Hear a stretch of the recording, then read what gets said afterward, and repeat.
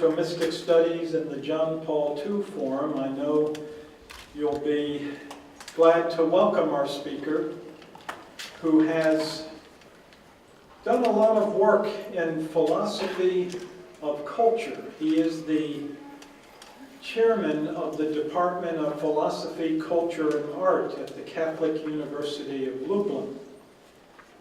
He has written a book on being and beauty, a book on ethics, the drama of the moral life.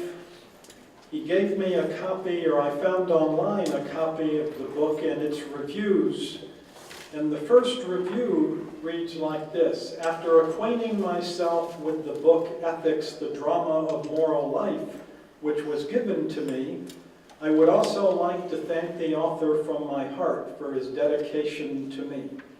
May God reward him, may God's blessing accompany Professor Jaroszynski in his scientific and didactic work, God Bless, John Paul II, 1997. So I thought that was a pretty good recommendation to go get that book.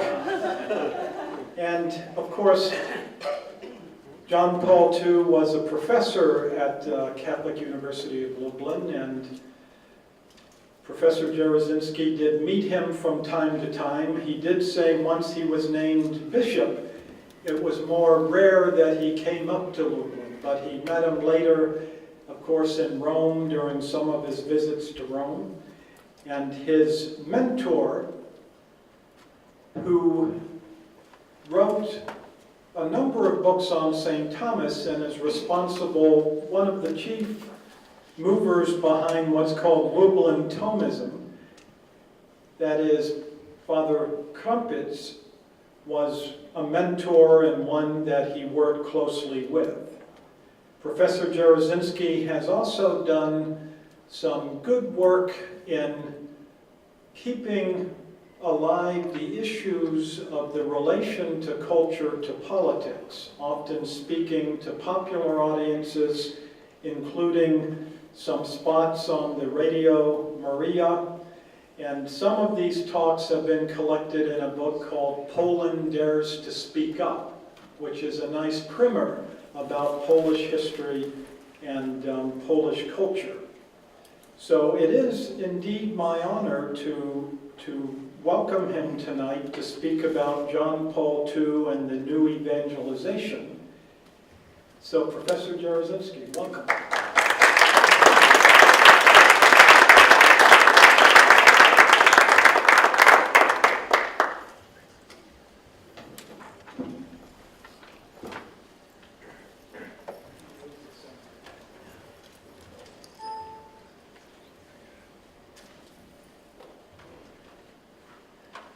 Thank you very much for such a warm welcome and for invitation, Dr. Isinger. It was his idea to invite me here to Houston for 2 days. And I am very happy to be here and to have this honor to speak to you about the views of St. John Paul II, and especially his idea of the new evangelization.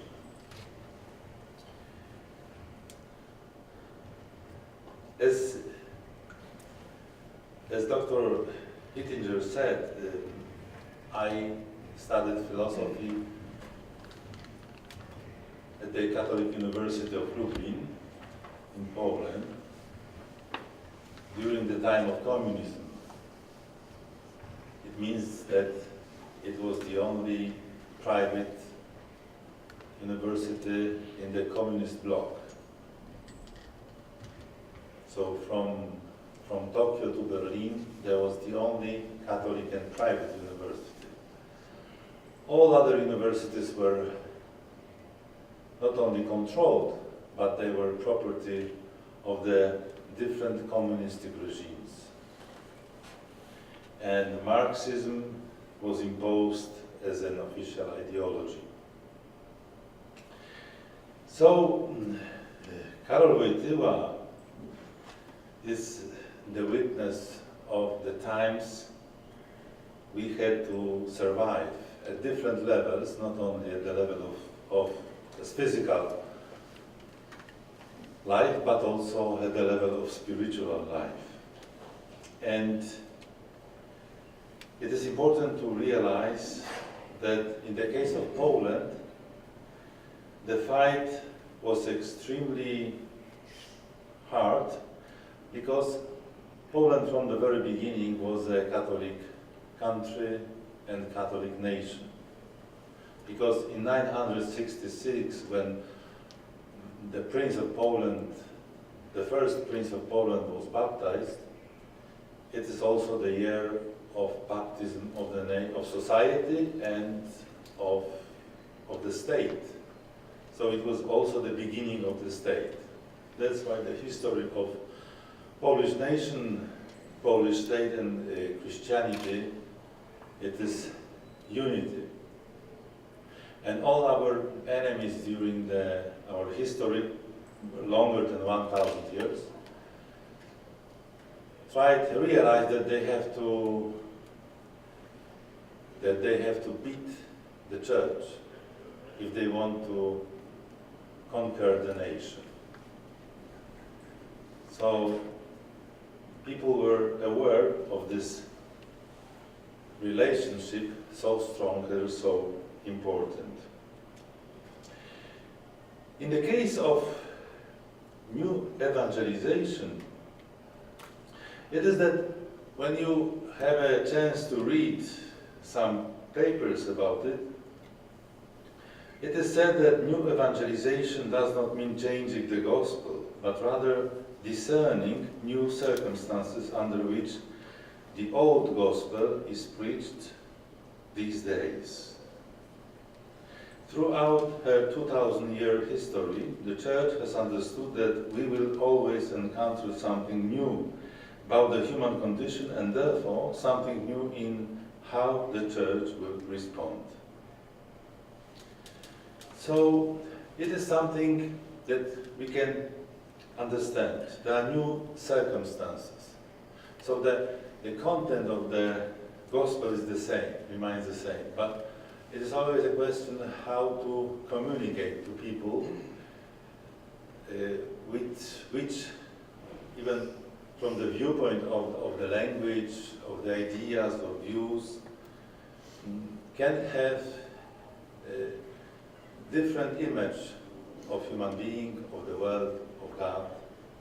Even they can be atheists, you know. So it is quite easy. But for me, as a philosopher, I always like to find the beginnings, arche.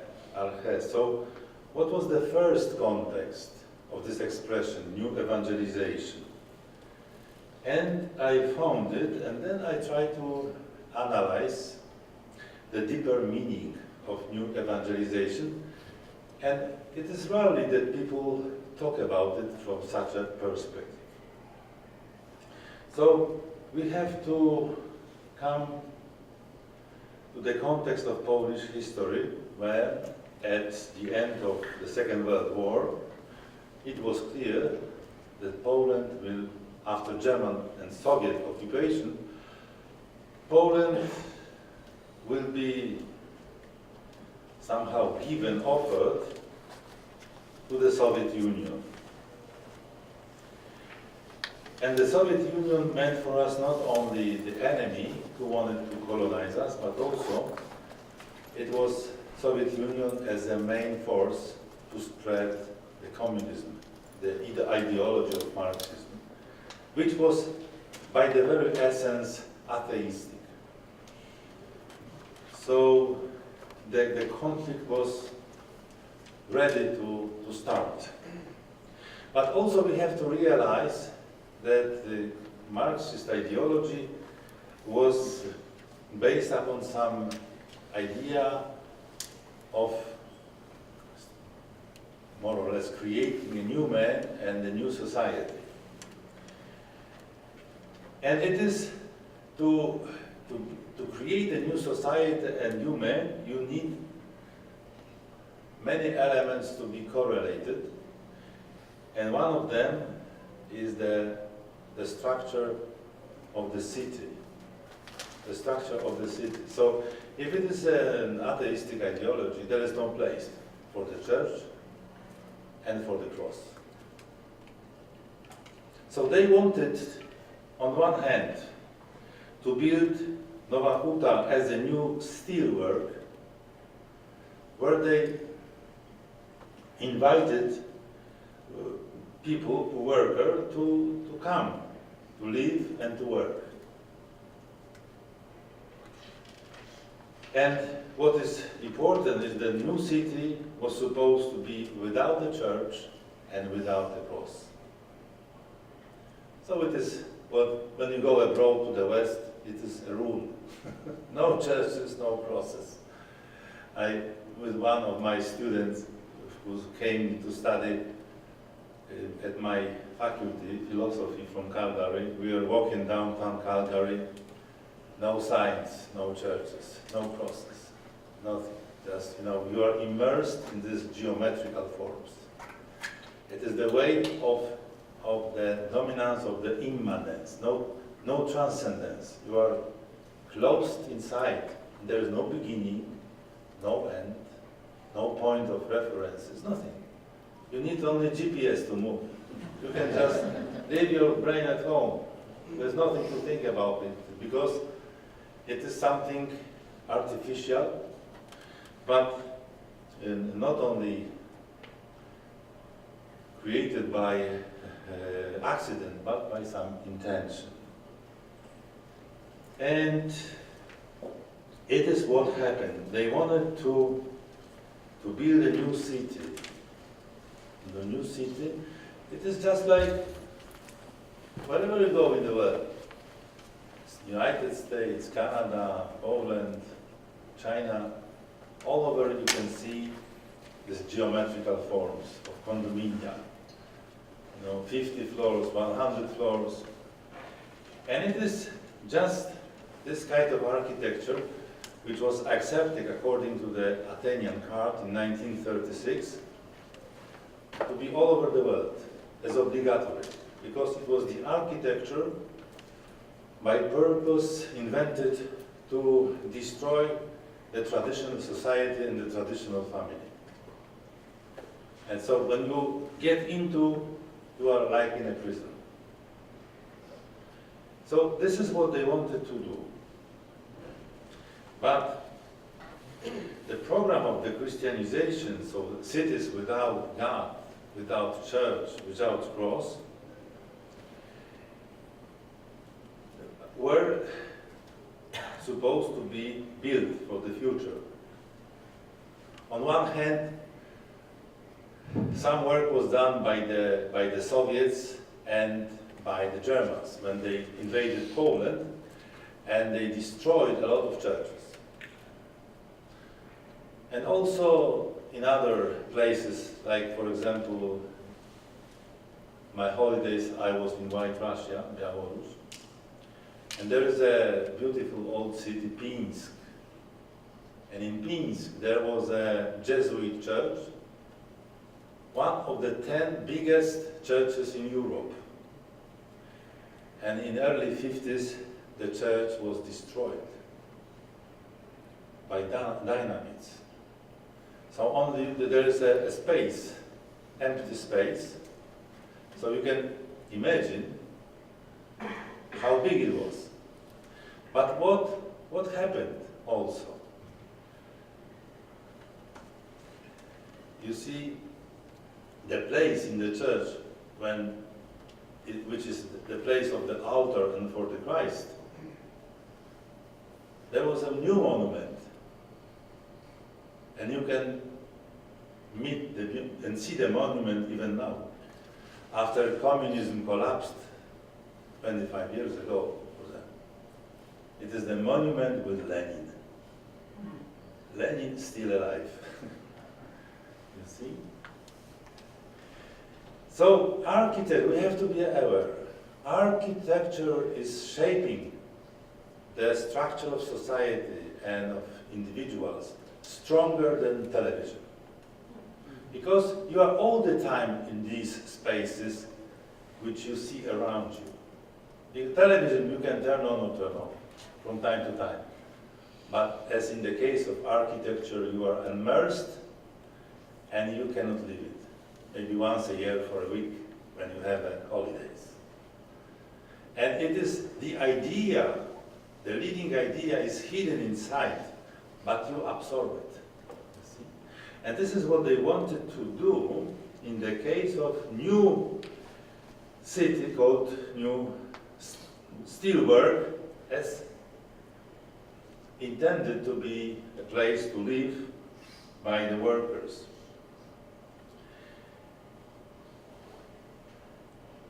It's interesting that in the case of Poland, this is what we are able to defend during the communist time as the only country in the Soviet bloc to defend the private property of farmers, of small farms, and the independence of the church. But independence of the church because on one hand there were very wise leaders, and on the other hand there were people who were ready to die even for the church. And this is how communists who even, for example, the Primate of Poland, Cardinal Stefan Wyszyński, he was imprisoned from 1953 to 1956. Many priests were persecuted and even killed. But we didn't give up. So now, what is important to know, who were these people? Who were these workers? Mostly they were poor peasants, they came from poor families, but these poor peasants were Catholics. And for them religion, its meaning and its customs were inseparable from their life. And where is religion, there must be a church. In 1957, these people brought to the new city a wooden cross and dig it in the place where the church was expected to be built. Just a wooden cross, simple cross. And it was the expression of their will and expectation, though the political power were against. But the cross was there. And people were expecting for years to have their own church. And it is not a question that there were no churches close. There were, but they wanted to have their own church in this city. And let us come on the stage Karol Wojtyła. He was nominated a bishop in 1958, so 1 year later. The bishop as an auxiliary bishop for Krakow, Archdiocese of Krakow. And for him the conflict in Nowa Huta was an opportunity to look at this conflict from a very far-reaching perspective. We have to remember that he was, in his life, he was a student who was able to be well educated in the secondary school, so-called classical gymnasium, for 8 years, with Greek and Latin. Then he was an actor, so this is why he was able to, during even his papacy, he was able to have a contact with people. He talked, you know. He was a worker during the time of war. Then after the war, he was sent to Italy, to Rome, to study for his PhD at Angelico, and he wrote about San Juan de la Cruz. This is why he was able to learn, and he wanted to learn Spanish, to read original version. And then he wrote his habilitation about the possibility of building Christian ethics, taking as a basis Max Scheler ethics. And then in 1956, he started to work as a teacher and professor of ethics at the faculty of Catholic University of Lublin. And then he was ordained as a bishop. So look for the history, and he was also a poet. So look what a rich biography. So for him, what happened in Nowa Huta was something that he looked from the viewpoint of a really large perspective of someone who is not only educated but also very sensitive, who has the perspective of philosophy and theology.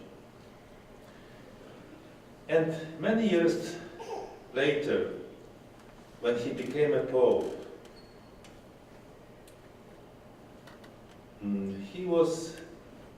he came again to these places.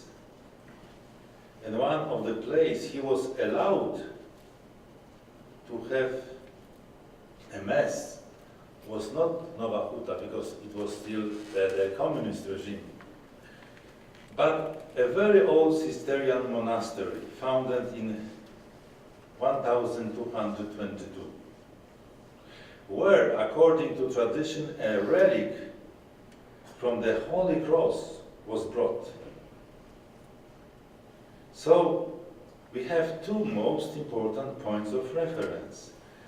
The relics, very old, of the Holy Cross, brought to Poland at the beginning of our history, and the cross brought by the people to Nowa Huta. You see? And the beginning of his speech. Here I am again in front of this cross. And he mentioned the old cross, where I have so often come as a pilgrim in front of the cross that has remained as the most precious relic of our Redeemer for all of us. This is his first impression. And the meaning of the cross is crucial to the idea of the new evangelization. And you will see how it happens.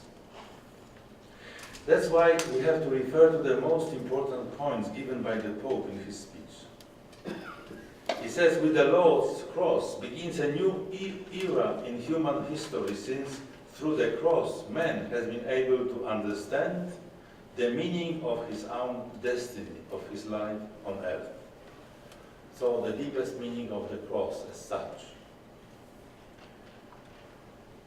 Man has discovered how much God has loved him, and he continues to discover by the light of faith how great is his own worth. And here we move towards the idea which was so precious for Karol Wojtyła and John Paul II, the value of human being, every human being.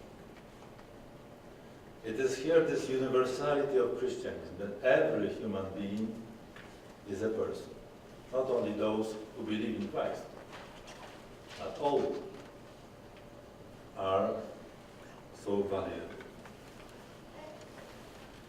And he says, the history of Nowa Huta is also written by means of the cross. First, by means of the ancient cross of Mogiła, the heritage of centuries, and then by means of the other cross, the new one, which has been raised close by. Where the cross is raised, there is raised the sign that that place has now been reached by the good news of man's salvation through love. Where the cross is raised, there is the sign that evangelization has begun. In these new times, these new conditions of life, the gospel is again being proclaimed. A new evangelization has begun. You see? So, new evangelization is related to the cross, which is put anew. But this is not all. Now we have to see what is the relation between the cross and the human being.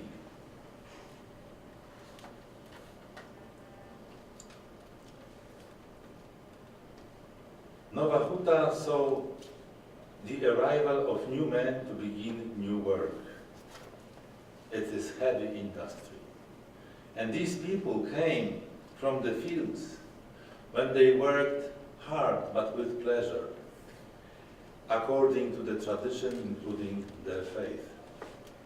And now we have this industry and the heavy work, a new city, but empty from the viewpoint of faith and religion. It is just many years ago, it is when I used to go to the countryside, the people were working hard, but there was this kind of silence that you can greet them. Laudetur Jesus Christus. And they answered. Now it's impossible because they are all closed in the tractors, with all this, let's say, sounds which so unpleasant that not only you cannot talk to them, but also you cannot greet them. So now you can imagine that these peasants, which for centuries were so close to the earth and to God, now they are isolated and put in new conditions with intention to make them new men and new society. The very cross before which we are now standing, it's a new one. It was my good fortune as your Archbishop and Cardinal to bless and consecrate in 1977, so 1 year before election. This church that was born from a new cross, this church was born from the new work. I would make bold to say that it was born from Nowa Huta. And then he moves towards the theology of work. Theology of work. It is in the sweat of your face you shall eat bread and work.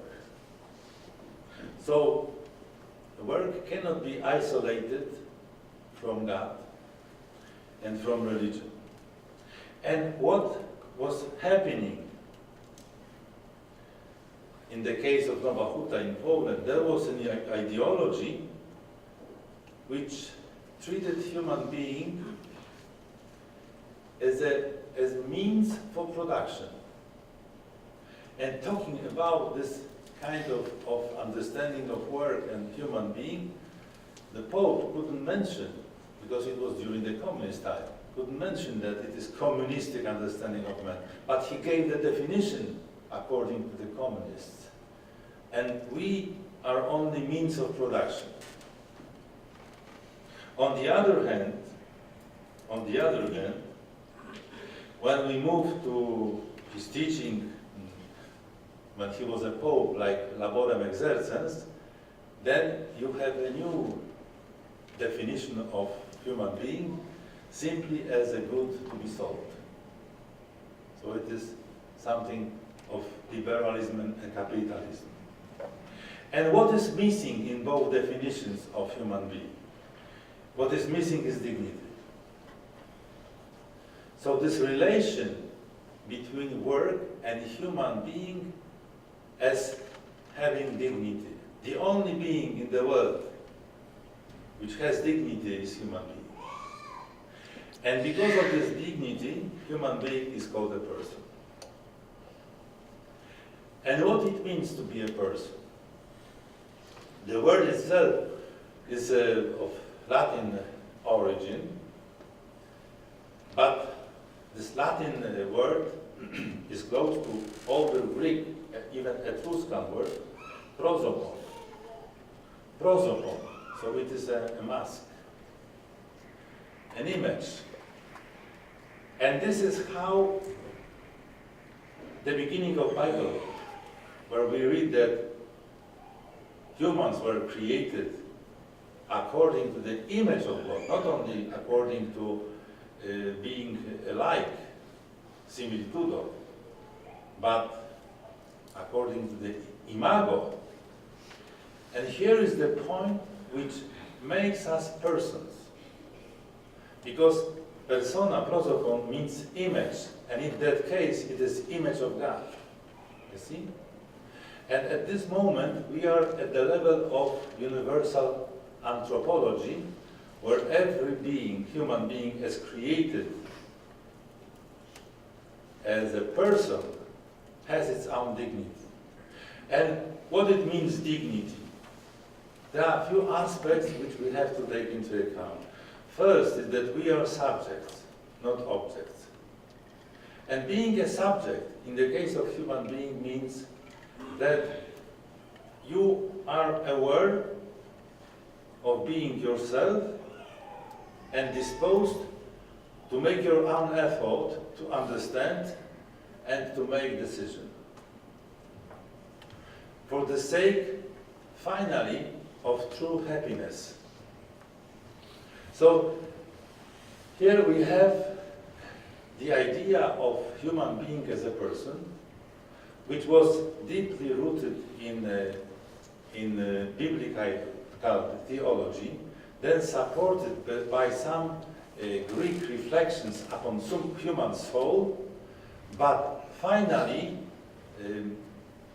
realized as the flower of the human history, reflection on human being, as a person. So to be a subject which has a right, which has a most fundamental rights, which we call natural law, and according to the powers we have, faculties we have, like reason and will, we are able and we have right to understand the truth, and in the light of the true good, to make our decisions. And it is what happens in the case of other ideas of human being. On one hand, we have Platonic spiritualism, and on the other hand, we have different kinds of materialism, including evolutionism. And then there is no place for human being as a person. So in that case, as a consequence, in the area of human work, the work is easily isolated from the human subject and its dignity.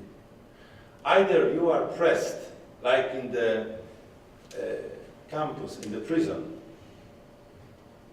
German or Russian, Soviet prisons, you are pressed by force to work. It's not your choice. You have to work. If not, they will kill you. That's all. But what you can read in the German concentration camp, Arbeit macht frei. So the work is making you free. It is the conversion of the idea of freedom.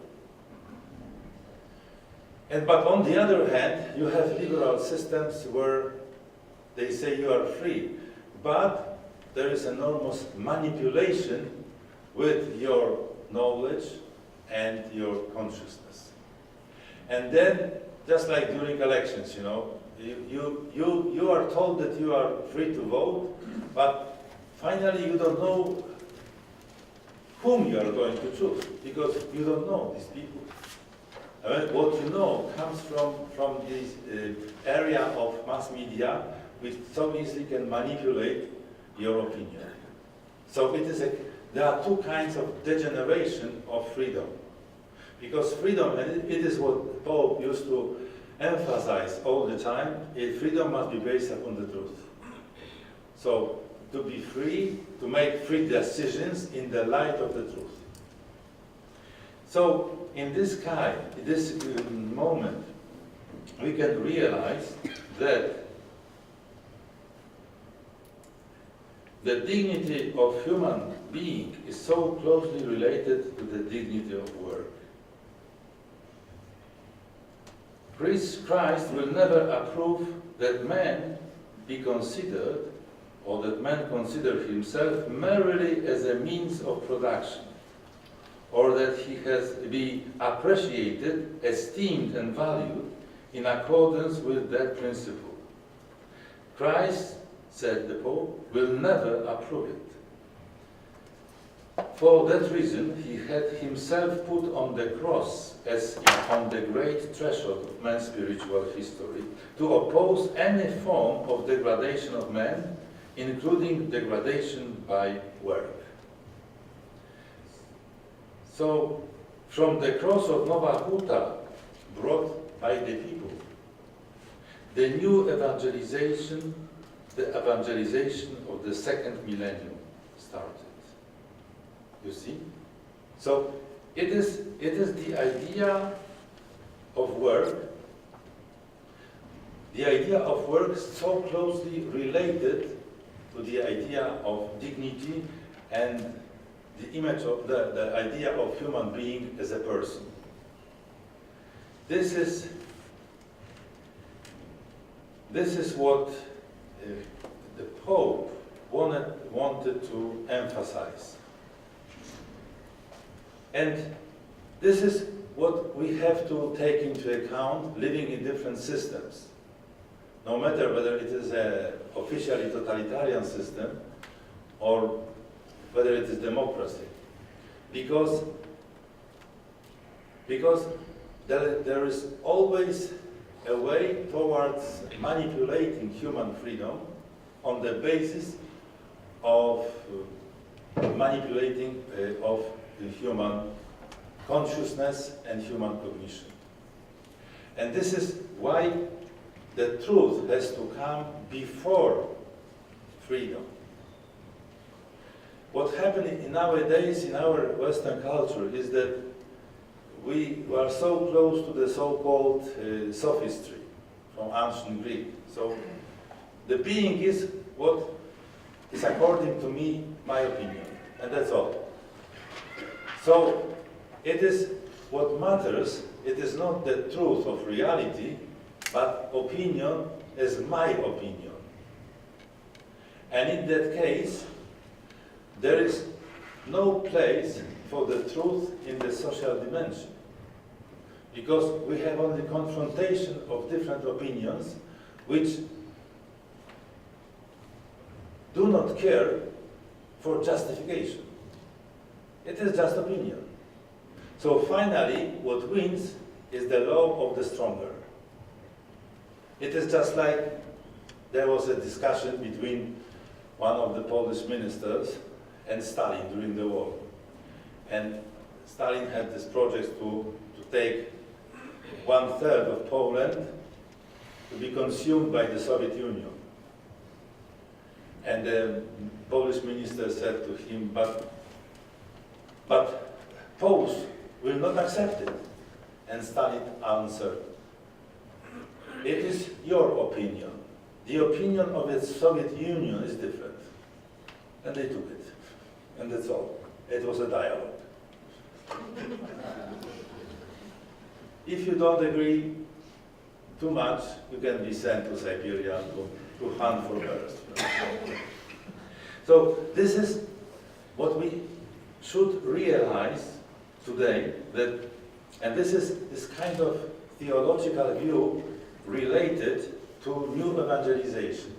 New evangelization means finally, on one hand, we have to rediscover the idea of human being as a person, and this is lost, because this idea comes at the beginning comes from the Bible, but then it is important to know how to give interpretation. What it means, imago. What is the reference, relation between image and the human being as a person? And it is not the work of theologian only, because you need to know the culture, Latin and Greek culture, and even Etruscan culture, to understand the analogy. Otherwise, you are lost. On the other hand, you need to know what the human dignity means in reality. Then you need to know how in different systems and what kind of ideology or what kind of ideologies were supporting them, namely how they treat human work. And the human work is isolated from the human condition, especially after the original sin. And this is a very strong point. So it means that there is always tendency, because the consequences of the original sin mean that there is a tendency stronger towards evil than towards good. So it means that we have to be sensitive all the time, and we have to work and ask God to help us to be on a straight and a proper way. And there is a tendency also in that case, especially when there is a time of crisis, to treat human work as it were only the object or a good to be sold. And that's all. It's easy. If we have monopoly and 100 people waiting to get a job, to have a job for them, but only from one guy, then the next consequence is that you feel like a Caesar, you know. And this is what happens. You can also experience it in Catholic institutions also. So it is that we have all the time keep an eye on this relation between work and human subject, which has dignity and right to be to reach happiness. This is so, and to emphasize this relation between the work and new evangelization, the Pope took the example, his personal example, based upon experience of the fight, but people were supporting him. Look what happened in Poland. It was not allowed to build churches. There was a bishop from the southeast part of Poland, and he built without any permission or against the law more than 300 churches and chapels. People were with him, and they were not afraid to go to prison. And now when I go to the West, in Europe or here, and I see churches closed one by one. So who is going to defend their dignity of the society? Who? Politicians? You see, so this is what should be for us. We are not protecting the building as such, but it is a sign of protest against those who neglect the human and do not respect human dignity. This is a point. It is a tower. Every cross even is a tower against those who neglect human dignity. So without cross and without church, there is no future for humanity, because we will eat each other. It will be over. Only Mexican Gulf will rest.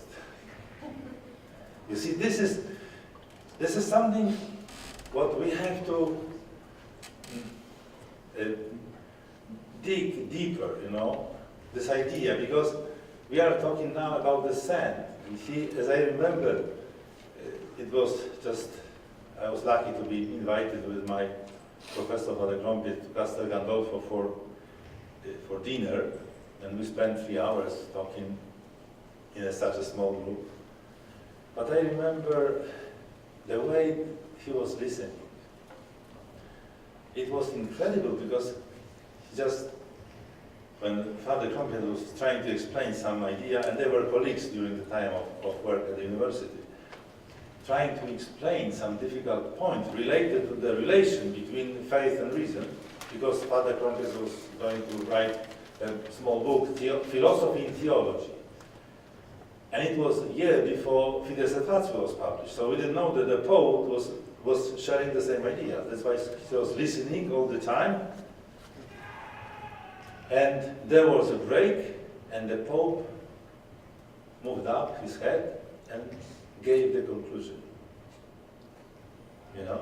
So it was not only, oh, it's interesting what you said. No, he was seriously listening. So now it happens with people like him that when you come back to his heritage, to his works, to his thought, you discover a new, very important points which help you to understand where the battle between civilizations continues. Where are the borders?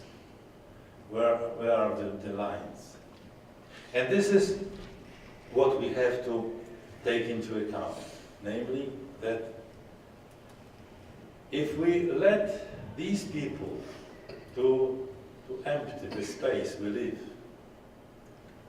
that there are no signs of transcendence. Not any transcendence, but exactly the transcendence of God, of one God in three persons, then there is no one to defend our dignity, our subject, and in practice, our right to be happy. No one. So, in that case, this new evangelization, it is to put together human work and the cross in defense of our dignity. And then it is a civilization we can call personalistic, because everyone is treated as a person. And it is our heritage, which is left to us to think and to discuss and to read, alone or in small groups. But all the time there is something that we should come back. What he left as a literature, including his philosophical works, which are not so well known, mostly they are not translated from Polish into other languages. It is something we should continue. This is what we have to realize. So when we hear about new evangelization, I read a lot of articles on the internet too, but it is, it is now, they talk about, it's true, new enthusiasm, new ways, new methods, for example, using mass media and so on and so on. Sure, it is true. But the essence of the new evangelization must be related to the human condition today. That we are missing the true value and meaning of human work as related to human life and the cross. This is the point. This is what we have to understand. We need this circular contemplation. This is to understand we have to stop and step aside from this activism for activism, All the time be active. I still have something to do. Just not only relax, but stop and try to think, to understand and contemplate it. And then you are getting deeper and deeper, and you become more human at this moment. You see, you have to control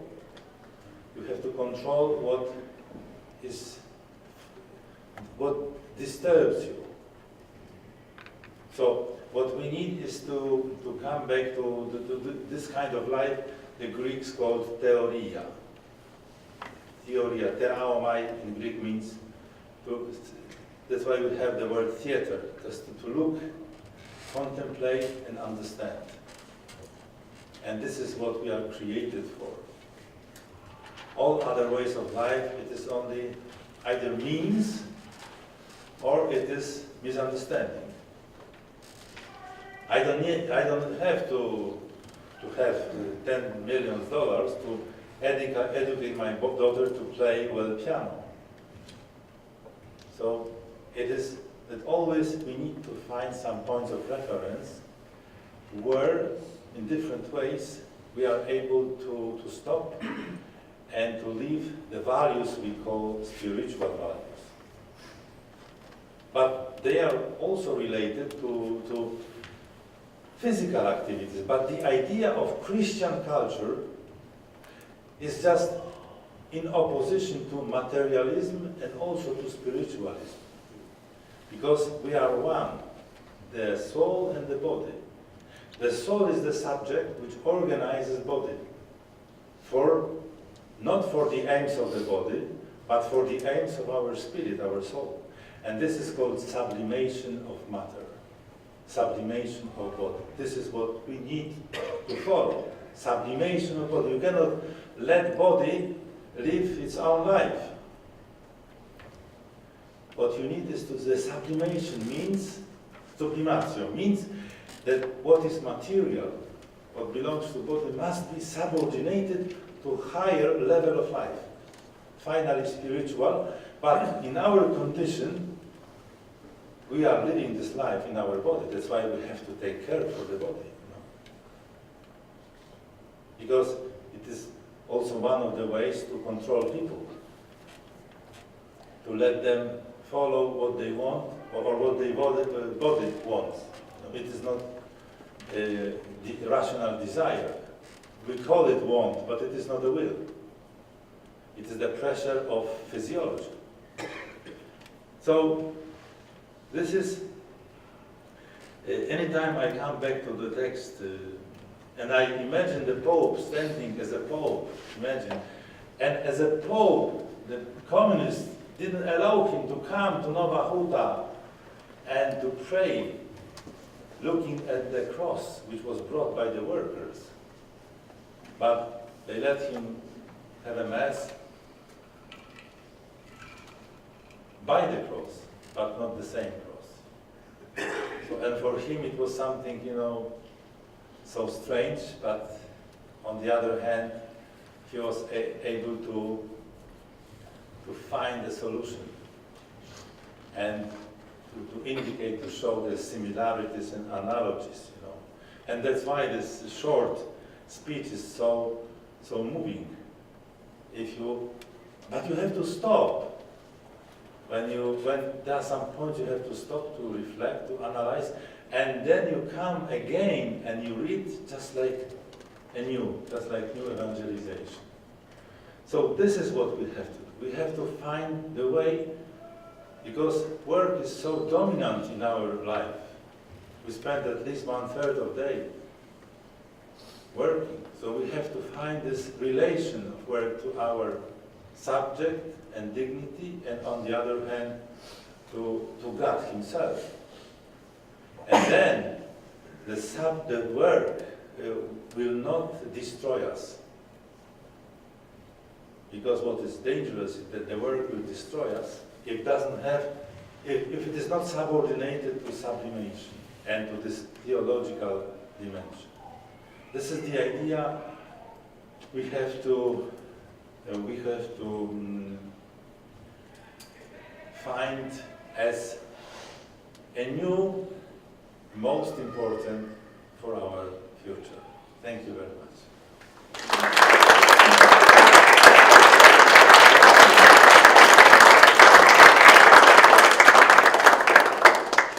Thank you, Professor Jaroszynski, for that illuminating talk, and I know we'll have time for questions. I would just like to say one word in gratitude to you, and also the importance of your perspective as a man from Poland. I just wanted to fill in a little bit that this last spring, I did make a journey to Poland. It was a pilgrimage and a journey to visit some friends, which culminated at a conference in Lublin where I met Professor Jaroszynski.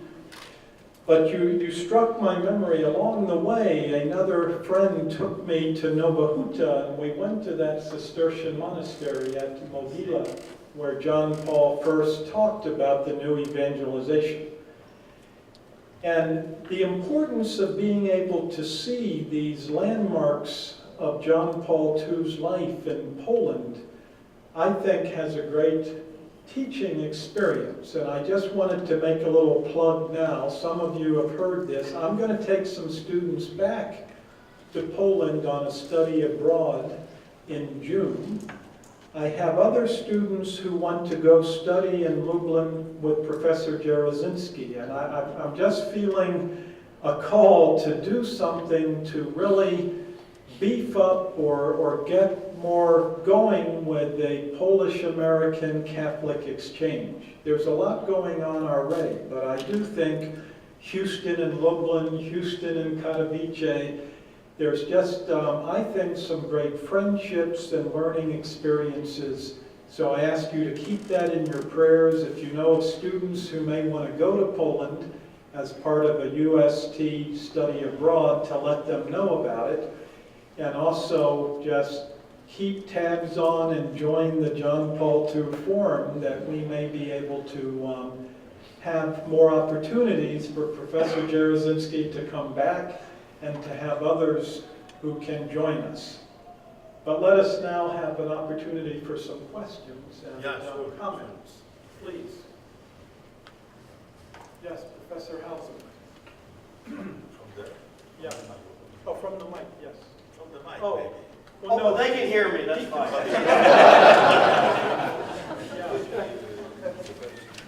Okay. Well, I can hear. he can hear you. Again, okay. Yeah, okay. Go ahead, Professor. Speak to camera. First part of the question, how do you say new evangelization in Polish? And the second part of the question is, I'm not clear, so I want to be clear on this. Are you saying that Wojtyła himself coined the term new evangelization? That who coined? Wojtyła. Yeah. Yeah. Actually, in Polish, it is just like, it is a Greek word, so we have different versions in other languages. So, Ewangelizacja, nowa, new, ewangelizacja. So it is, Greek language. And yes, this is what happens. It is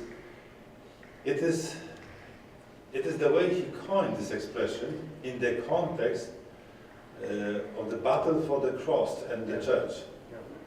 And later on, this expression started to be very popular, but losing its first context, So go and use mass media to evangelize. But as Marshall McLuhan said, medium is a message. And so it is not transparent. So you have to be, you have to be very sensitive that some media are improper for evangelization. Because there are some, let's say, a priori conditions or properties which the media as such, for example, you shouldn't let your child to spend time watching television or laptop because you close the left part of the brain, which is responsible for reflection and thinking. And the impact of the image and the light, artificial light, is so strong that the child is consuming the images without any reflection, without conceptualization. So that's why, even for the sake of new evangelization, sure, it is valuable to follow the pilgrimage of the Pope, for example, to Poland, if you are not able to come personally. But on the other hand, we have to remember that there are some dangers to our psyche and to our brain just because of watching, no matter what.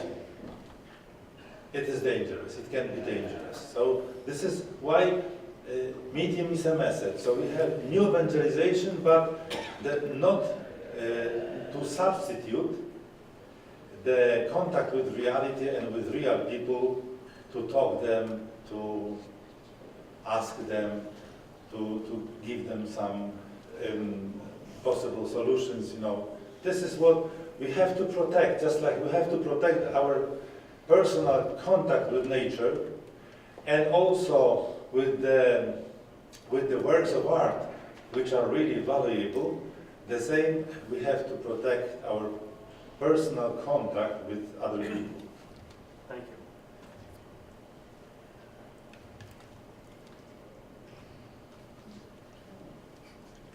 Professor Summers. Thank you very much. You know, there's so much sort of repetition of history. I've just been reading this book about the ending of the penal code against the Irish, you know, by the British, where they couldn't serve in the army and they couldn't serve in parliament, and you know, and then you look at the situation in the Soviet bloc where if you didn't join the party, then you couldn't, you know, get the best positions here, there, everywhere, and you know, we face the same thing here. It seems to me, certainly in the United States, that there will come a time when you know, Christians will not have access to the professions. That it will be impossible for us to practice medicine, to practice the law, to serve in the military, and this is, it's happened so many times before, but now it looks like it's happening again. And I wondered if there are, you know, there are lessons from the experience in Poland, you know, to people who may become educated, they may have, you know, everything to offer, and yet what's asked of them in these particular professions will be such that it's not compatible with their Christian faith. Now, this is a point that the system is constructed in such a way that anything you do, it is also, let's say, supported by the law. That anything you do is against the law, you know, because they are so tricky. So, you know, this is why we have to be active in politics in a reasonable way, just like what happened in Poland. Due to Radio Maria and television, Catholic television, Trump, and other institutions, we were able to enter politics, and we won elections. And the president, the prime minister, and government are pro-life. Can you imagine? Are pro-life. So, and against gender. An episcopate 3 years ago wrote a letter to people, read in every church, that gender, ideology of gender is worse than Marxism. And this is what finally made people understand the danger, and they stopped it. You see, and there was in the administration before, there was even a minister to promote gender. So there are different ways, but if we let them follow the wrong way, so next time it is more and more difficult to stop it, and we are only the victims. So this is, even in Chicago, they want to close the church. In the Polonia, there's around 1 million, started to defend the church, not letting it close. In Germany, what happens in Germany? I gave talks in Germany, in different places, and finally I went to Dortmund, and the diocese of Dortmund, 3 years ago, there were 200 churches to be sold by the German episcopate. And in Poland, we built new churches. And we have new crosses. Belgium, you have euthanasia for children. Once, when I used to go to the University of Lublin in the 90s, and I talked to people, professors from there, and I saw an album with photography, photos of Belgium in the 50s. It was just like in Poland. In the countryside, chapels and crosses. And now, nothing. It disappeared, but you want to go to Belgium and to live there?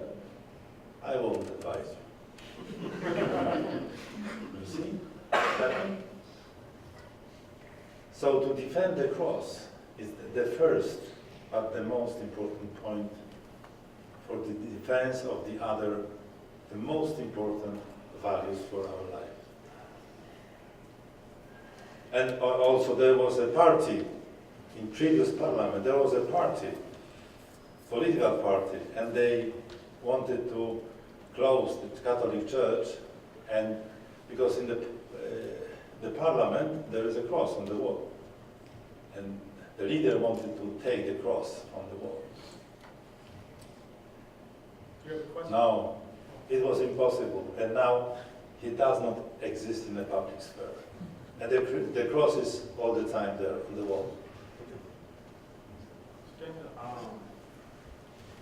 mentioned the importance of the dignity of work, and I couldn't help but think of G.K. Chesterton and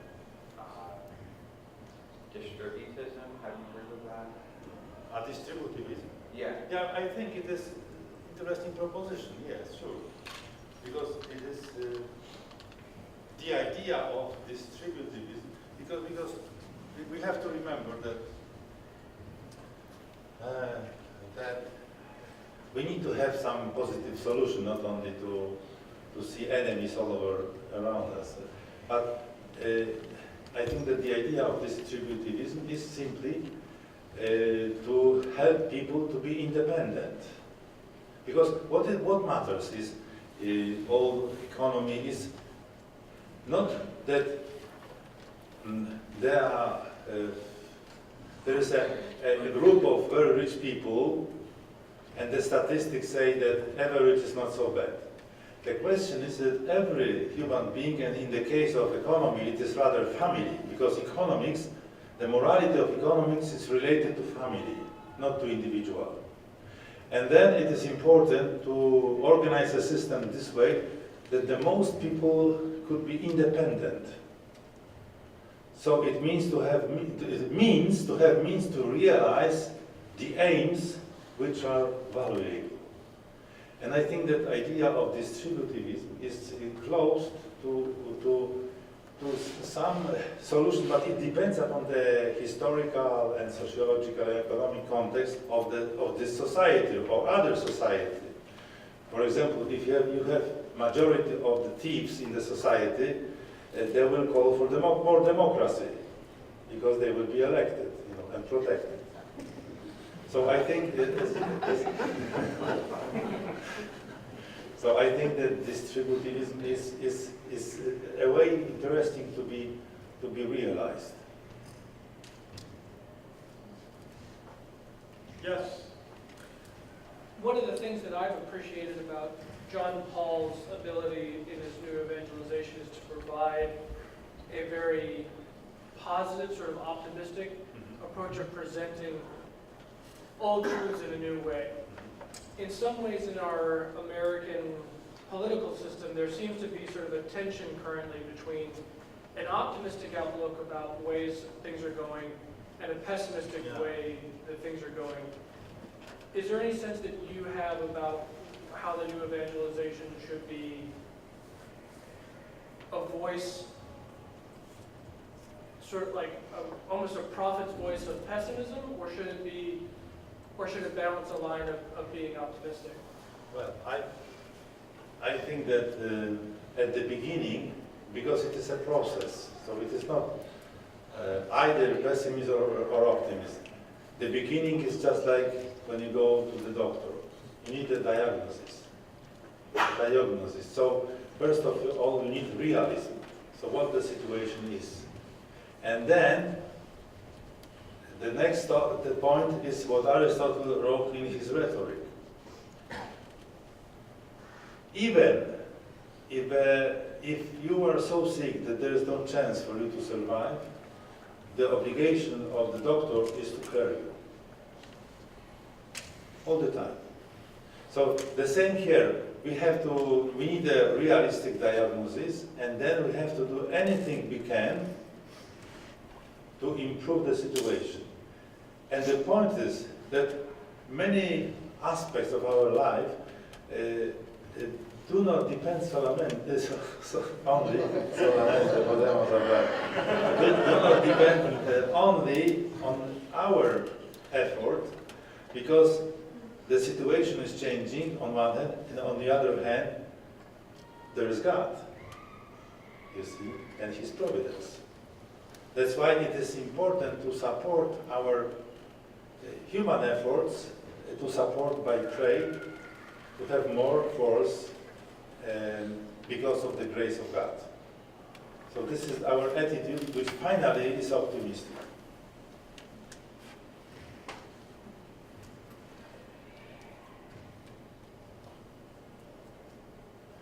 Okay.